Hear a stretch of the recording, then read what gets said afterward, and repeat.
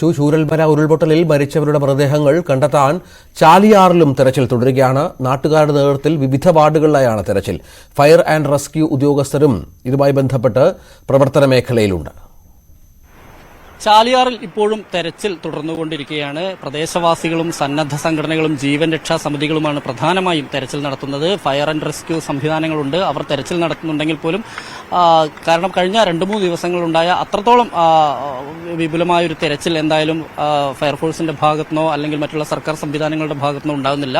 പക്ഷേ നാട്ടുകാരും അതുപോലെ തന്നെ മറ്റുള്ള ആളുകളും ഇത്തരത്തിലുള്ള സന്നദ്ധ സംഘടനകളുമാണ് ഇപ്പോൾ ഇവിടെ തെരച്ചിൽ നടത്തിക്കൊണ്ടിരിക്കുന്നത്. എന്തായാലും ഈ ചാലിയാറിന്റെ ഓരങ്ങളിലെല്ലാം തന്നെ, അതായത് പ്രധാനമായും ഇത്തരത്തിൽ ഏതെങ്കിലും രീതിയിലുള്ള മൃതദേഹങ്ങളോ മറ്റോ കുടുങ്ങിയിട്ടുണ്ടോ എന്നതുൾപ്പെടെയുള്ള കാര്യങ്ങളാണ് പരിശോധിച്ചുകൊണ്ടിരിക്കുന്നത്. നമുക്കറിയാം, കഴിഞ്ഞ ദിവസം നിരവധി മൃതദേഹങ്ങളോ അതിന്റെ അവശിഷ്ടങ്ങളും ഉൾപ്പെടെ ഇവിടെ നിന്ന് ലഭിച്ചതാണ്. ഇന്നലെ ലഭിച്ച മൃതദേഹം ഇവിടെ നിന്ന് എയർലിഫ്റ്റ് ചെയ്തിരുന്നു. അതുപോലെ തന്നെ മറ്റുള്ള ശരീര അവശിഷ്ടങ്ങൾ വ്യാപകമായി തന്നെ ഒഴുകി വന്നൊരു സംഭവം ഉണ്ടായിരുന്നു. ഇതെല്ലാം തന്നെ കണ്ടെത്തുന്നതിന് വേണ്ടിയുള്ള തെരച്ചിലാണ് ഇപ്പോൾ നടന്നുകൊണ്ടിരിക്കുന്നത്. എന്തായാലും പ്രദേശവാസികൾ വളരെ ഊർജ്ജസ്വലമായി തന്നെ ഈ തെരച്ചിലുമായി മുന്നോട്ട് പോകുന്നുണ്ട്.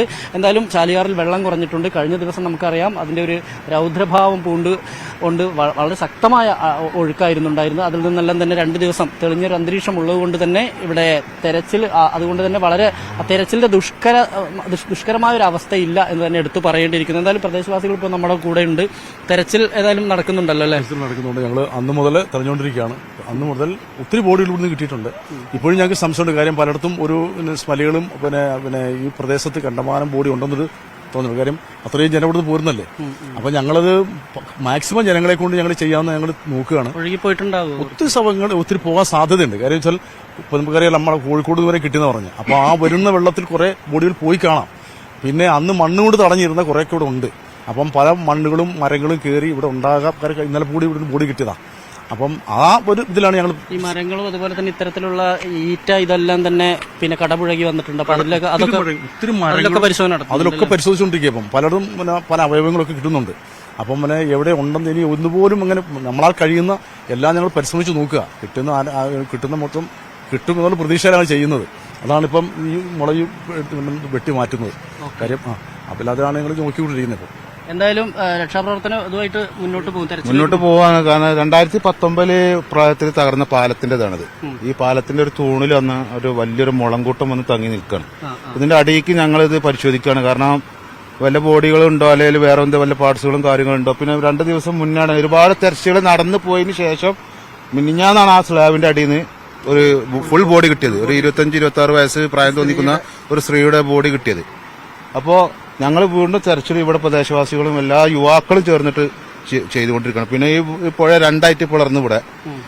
ആദ്യം ഈ റൂട്ടിലാണ് പുഴ വന്നിരുന്നത്. അപ്പൊ അത് ആ ഭാഗത്തൊക്കെ കിട്ടിഞ്ഞു. അത് ആ റോഡ് ബസ്സൊക്കെ പോകുന്ന റൂട്ടാണത്. അവിടെ വരെ ഇടിഞ്ഞു. ഞങ്ങൾ വീണ്ടും തെരഞ്ഞുകൊണ്ടിരിക്കുകയാണ്.